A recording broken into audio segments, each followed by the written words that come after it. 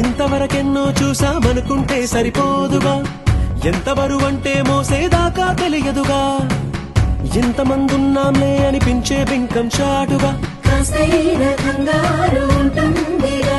మీకైతే సహజం తీయని బరువై సిరిసించే బిడియం, పనులెన్నో పెట్టి మాటలలో వచ్చిందే ఈ సమయం. వాళ్ళమైనా ఏం చేస్తాం, సంతోషంగా మోస్తాం, ఘన విజయం పొందాకే తీరిగ్గా కనిపిస్తాం.